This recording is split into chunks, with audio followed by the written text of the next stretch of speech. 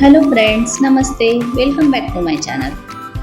कधी कधी ना प्रवास ठिकाणांचा नसतो, तो एखाद्या व्यक्तीसाठी असतो. आमच्यासाठी हा प्रवास आईसाठी होता. संभाजीनगर ते दिल्ली, आग्रा, मथुरा, वृंदावन. माझ्या आईला ना कधी मोठी स्वप्न नव्हती, पण आम्ही तिची दुनिया आकाशात नेली. तिचं पहिलं उड्डाण आणि आमच्यासाठी आयुष्यभराची आठवण. तिच्या डोळ्यात थोडी भीती होती, पण त्याहून जास्त आनंदही होता, कारण तिची लेकरं तिच्या सोबत होती. आम्ही दिल्लीला पोहोचलो आणि एअरपोर्टवर आम्हाला घ्यायला गाडी आली. तिथे आमचे स्वागत ड्रायव्हरने हार वगैरे घालून जोरदार केले. आई आणि मुलांसाठी हे नवीन होते. आपल्या भारतात ना अतिथीला मान देण्याची पद्धत अजूनही जिवंत आहे. हे पाहून छान वाटलं. पुढे आम्ही निघालो दिल्लीवरतून आग्र्याला. दिल्ली ते आग्रा सुमारे 230 किलोमीटर, पण यमुना एक्सप्रेसवेमुळे 3 ते 4 तासातच पोहोचतो. आणि पोहोचलो आम्ही आग्र्याला. ताजमहल पाहिला. ताजमहल प्रेमाचं प्रतीक आहे म्हणतात, पण माझ्यासाठी त्या दिवशी प्रेम म्हणजे आईचा आनंद होता. ताजमहलचं पूर्ण सौंदर्य पाहिलं आणि मनाला खूप छान वाटलं. ताजमहल फोटोमध्ये खूप वेळा पाहिला, पण समोर उभं राहिल्यावर ना त्याची भव्यता वेगळीच वाटते. ती फक्त इमारत नाही, तो इतिहास आहे, भावना आहेत आणि संयम आहे. लोक म्हणतात ताजमहल प्रेमाचं प्रतीक आहे, पण मला वाटतं तो वचन पूर्ण करण्याचं प्रतीक आहे. इतक्या वर्षापासून बांधलेली ही वास्तू आजही तितकीच सुंदर दिसते. गर्दी खूप होती, पण त्या पांढऱ्या संगमरवरी शांततेत काहीतरी वेगळं होतं. हजारो लोक फोटो काढत होते, पण प्रत्येकासाठी तो क्षण खास होता. ताजमहलचं सौंदर्य पाहून आम्ही पुढे गेलो वृंदावनला. वृंदावनला प्रेम मंदिर पाहिला. हे मंदिर राधाकृष्ण आणि सीताराम यांना समर्पित आहे. वृंदावन ते आग्रा 70 किलोमीटर. वृंदावनला आम्ही मुक्काम करणार होतो. आम्हाला पोहोचायला रात्र झाली होती. आम्ही प्रेम मंदिरात गेलो, पण सगळ्यात महत्त्वाची गोष्ट म्हणजे मंदिराचे वेळापत्रक बघून तुम्ही पण प्रेम मंदिरात जा, कारण रात्री 8:30 नंतर तिथे एंट्री नाहीये.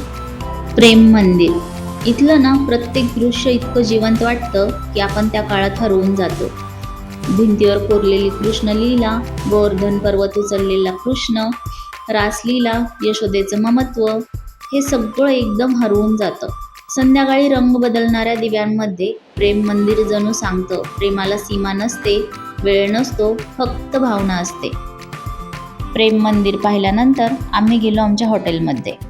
हॉटेलमध्ये एक रात्र मुक्काम करून दुसऱ्या दिवशी आम्हाला जायचे होते मथुरेला. वृंदावन ते मथुरा 15 किलोमीटर अंतर. कृष्णाची जन्मभूमी. आम्ही दर्शनाला गेलो. आईसाठी ना हा फक्त प्रवास नव्हता, ती श्रद्धेने गेलेली होती. ती खूप साधी आहे, पण देवावर तिचा विश्वास खूप मोठा आहे. नंतर आम्ही कृष्णाच्या जन्मभूमीतून रिटर्न निघालो दिल्लीला.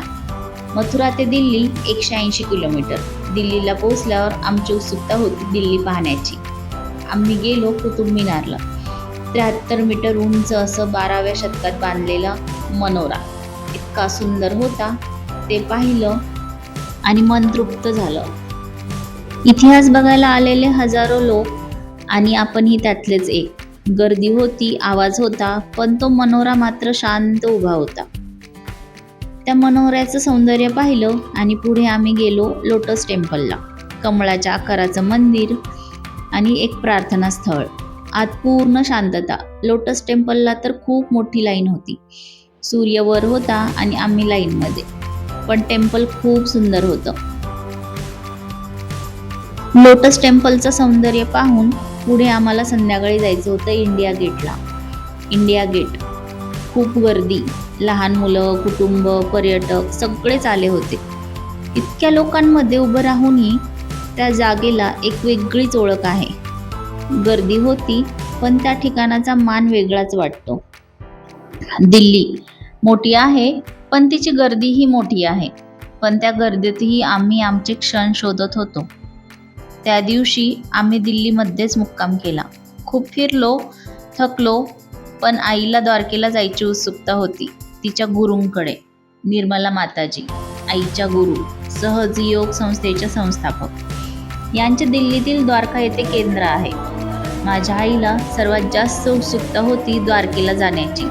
त्या तिच्या गुरु आहेत आणि दिल्लीचं माताजींचं मुख्य केंद्र आहे. आम्ही सकाळी सकाळी तिथे पोहोचलो. आईच्या मनासारखं त्या दिवशी तिच्या हाताने आरती झाली. आम्ही ध्यानाला बसलो. त्या क्षणी आई खूप शांत दिसत होती. दिल्लीतील सगळी ठिकाणं छान होती, पण तिच्यासाठी तो खरा प्रवास इथे पूर्ण झाला. दिल्ली आम्ही बघितली, पण आईने तिच्या श्रद्धेचं स्थान गाठलं. प्रवास ठिकाणांचा होता, पण समाधान तिच्या श्रद्धेत होतं. माताजींची आरती करून आम्ही निघालो आमच्या परतीच्या प्रवासाला, संभाजीनगरला. तुम्हाला एक सांगू, मथुरेच्या कृष्णभूमीतून, वृंदावनच्या भक्तीतून आणि दिल्लीच्या प्रवासातून आईने फक्त अंतर नाही पार केलं, तर तिच्या मनातल्या माताजीच्या श्रद्धेचं एक स्वप्न पूर्ण केलं. अशा प्रकारे आमचा प्रवास पूर्ण झाला. तुम्हाला हा प्रवास आवडला असेल तर प्लीज लाईक, शेअर, सबस्क्राईब करा. तुम्ही पण तुमच्या आईला कुठे घेऊन जाणार आहात हे मला कमेंटमध्ये नक्की सांगा.